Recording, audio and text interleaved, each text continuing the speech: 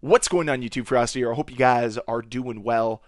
Modern Warfare 3 is on the horizon. We're less than 3 weeks out, and I think it's very important for us to talk about the possibility of this game failing. This game falling on deaf ears with this community, and the community basically quitting on this franchise. I think there'll be people who return for Treyarch's rendition in 2024, but for the most part, people are just going to turn away if Modern Warfare 3 fails. But I don't think if it fails that we should place the blame on Sledgehammer Games. The blame should be placed solely on Activision. Activision was the one that enacted this entire plan. Release Modern Warfare 2 in the state they released it in, to give Infinity Ward full power and reign over that game and not listen to the community for the entire year. And then when they figured out that everything's going south and they needed a new plan, instead of using a year 2 expansion, they decided to give the task to Sledgehammer to make Modern Warfare 3 and make it seem like it's not just an expansion. Because let's call it what it is. Modern Warfare 3 is Modern Warfare 2.5. It is all of the year 2 content that we would have gotten in an expansion. Is it enough for a $70 price tag? I don't think so. But I'm willing to give it a chance. But it's not Sledgehammer's fault that Activision put them in this place. It's not Sledgehammer's fault that they said, hey, you have to utilize all the netcode from Modern Warfare 2 to make a sequel to it. They basically put restraints on Sledgehammer Games' own creativity here. They forced them into a box and said, hey, figure out a way to make this work. And I don't think that's necessarily fair. Now, Sledgehammer Games has been shown in the past to not be a very competent studio, with titles like Vanguard, with their failed Black Ops Cold War game. Remember, guys, Black Ops Cold War happened because of Sledgehammer's incompetence. But I think Modern Warfare 3, at least the beta, showed me that they want to make up for all that. They showed real passion and real care for their remastering of the maps. They also were listening to the community, implemented many changes that we'd been asking for. And I think all of this is a good thing. And it showcases to me that maybe there's people over at Sledgehammer Games who are competent, who are people that want to have a very positive experience for the Call of Duty community. They're also trying to build a bridge between the developer and the community, something that Infinity Ward was destined to tear down the entire year. They were hell-bent to ensure that the community and the developer never saw eye to eye, and that the community was never fulfilled by the developer. And they almost made us pit ourselves against each other, which was not a very fun experience. But to get back to Sledgehammer Games, if Modern Warfare 3 fails, I think it shows more ineptitude on Activision's part, that their vision didn't resonate with the community. Because Activision is in this constant fight with the community to tell them that, hey, this is what you like. We know what you like. When in reality, I don't think they understand what the community likes at all, what the community wants. If anything, I think Activision's the most out of touch out of everybody in the Call of Duty community. There's nobody that understands Call of Duty less than Activision, because they continue to implement things that are so anti-community, it is unbelievable.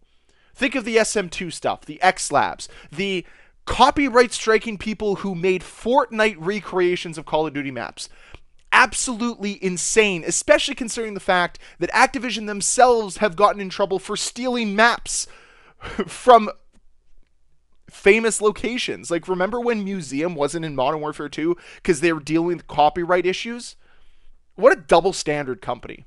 And this isn't to blame Microsoft. Microsoft is acquiring this tire fire right now, and they're the ones that are going to try to fix it. And if they fix it, I think it's going to show real competence on the side of Microsoft and real competence on the side of Sledgehammer Games. Again, I think it's important for them to build that bridge between the developer and the community. I think it's important that Activision overhauls their entire vision for Call of Duty. Go back to the roots, re-identify the equation that works to make Call of Duty fun again and to make it more profitable than it's ever been. Because I think if you re-engage the fun in Call of Duty, you'll make more money. Like eliminating skill-based matchmaking, for instance. If you at least turned it down, made it feel like Black Ops 4 or Black Ops 3, I think the community would resonate with the game a little bit more. They'd be more willing to play it. And longer play times, guess what that equals? More profitability. More players playing your game. And I don't know why this is so hard for Activision to see, but they consistently want to turn up the skill-based matchmaking as much as possible to make it less fun for you. And I just don't know why that is. Anyways, I want to get back to this Sledgehammer Games situation and the position they were put into by Activision. Activision had a vision for Modern Warfare 2, and they told Infinity Ward, please fulfill this vision. And Infinity Ward did. And then they put their own twists in there, and they completely didn't listen to the community for the entire year. And we got what we got with Modern Warfare 2, a game that divided this community like we've never seen before. A game that made you either hate Call of Duty or love it for some reason. It polarized everyone. And what Modern Warfare 3 is now tasked to do, which is a very difficult thing to do, is to bring the community back together. Something that I just don't know how you can do, because there's a lot of people who have sworn off this franchise. And there's a lot of people who will love this franchise no matter what. And you have to get these people to see eye to eye and want the franchise to succeed down the same path. It's a very difficult position to be in. On top of that, you're also restraining them from making real creative decisions because you force them to utilize the same netcode from Modern Warfare 2. All the netcode that the community was already very iffy about. Because let's be honest, Modern Warfare 2 has some bad netcode. It has a terrible UI system. It's just not that great. And then you also had this brilliant idea of importing all of the Modern Warfare 2 guns over to Modern Warfare 3. And while I think it's a nice gesture, I think it's going to be an absolute nightmare to balance. I think it's going to be an absolute nightmare for Sledgehammer to deal with. But it's almost as if Infinity Ward dusted their hands off and said, not our problem anymore, you guys deal with it.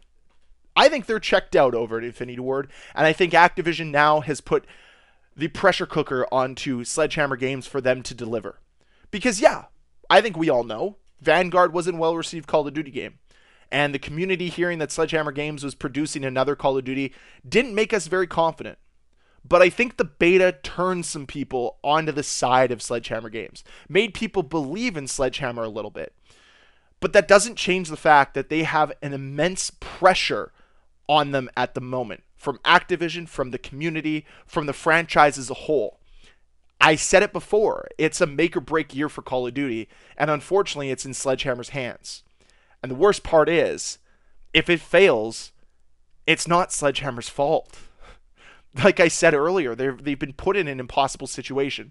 They're basically told to make year 2 content, and then after that, we're told to turn all of that expansion work into a full-fledged Call of Duty game in 6 months.